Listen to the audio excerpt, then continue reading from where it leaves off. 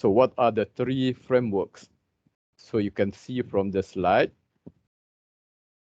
the first one is the conceptual framework. The second one is the theoretical framework.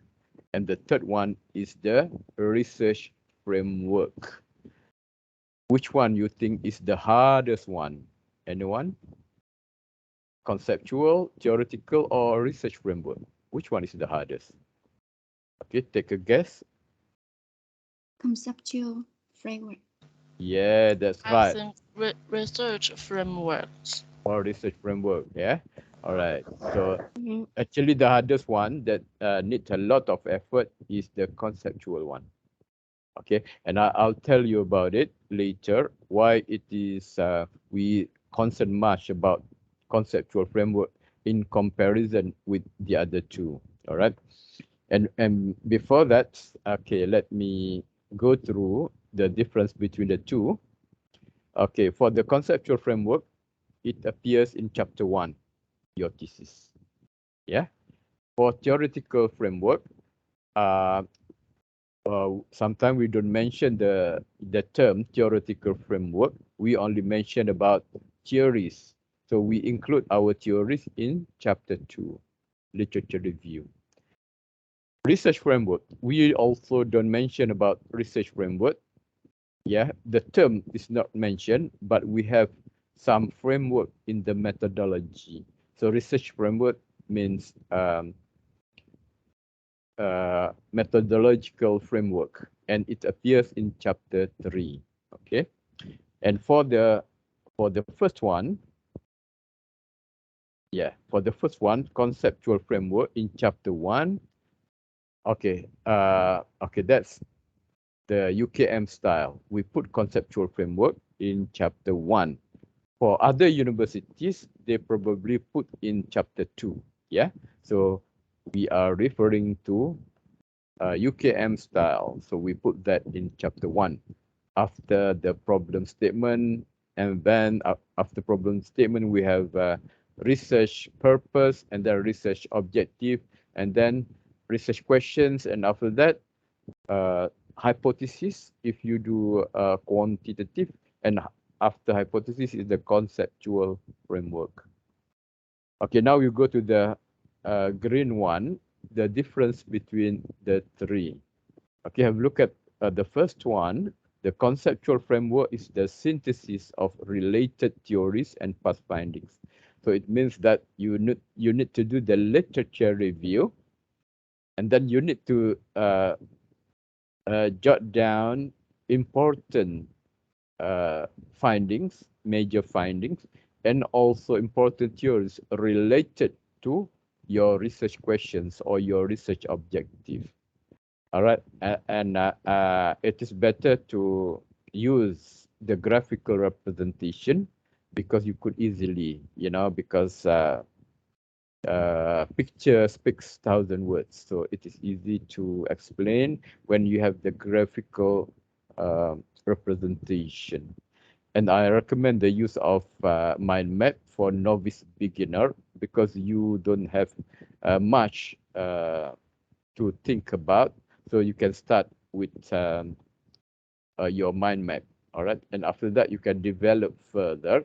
So it doesn't matter whether it is a 3-dimensional or concept map or 3-light diagram and so on. So I think you should start with the easier one first.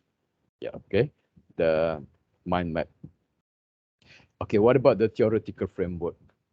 Theoretical framework is only one theory, based on one theory, and you write about the theory and how the theory going to explain your research in chapter 2.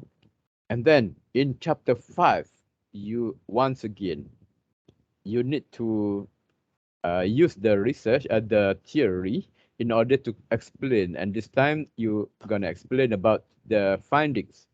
Yeah, because chapter 4, you have the findings. Chapter 5, you discuss about the findings.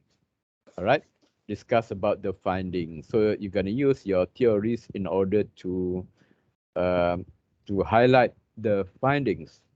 Okay, and chapter 5 is your chapter, which means that everything in chapter 5 is based on your own interpretation.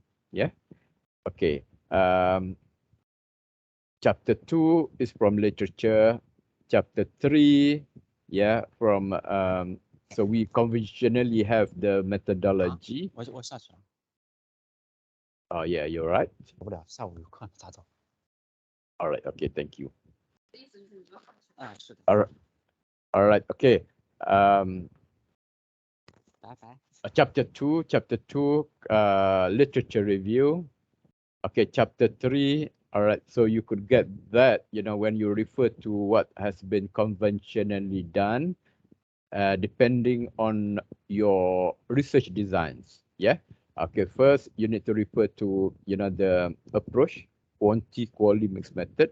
And under each of these, so you're going to have the research designs. So under quantity, you have correlation, you have experimental.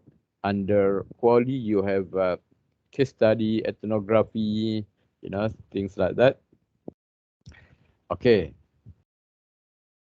Okay, so that's chapter 3. And chapter 4 is your findings.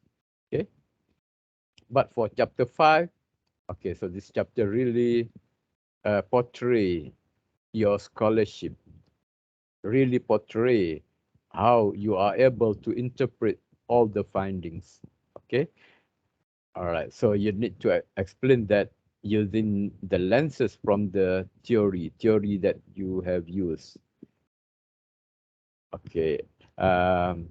Yeah. And you also need to talk about, the implication and in the end, the recommendation based on what you have found.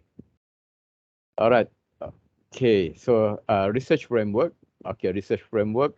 Chapter 3. So there is no term that you normally use in chapter 3. It is not commonly used, but you have the methodology there. All right. And people got confused. Students got confused, because when they Google, all right, so it seems like conceptual framework and research framework and sometimes theoretical framework as well. So they got confused between the two. Yeah. So they basically assume all these three are basically the same, but it is not actually. So after this, I'm going to show you example for each of the framework. So it is a really, really important to know what conceptual framework is, theoretical framework is, and research framework is, because this is PhD. One of the contribution as a PhD scholar is in terms of theory.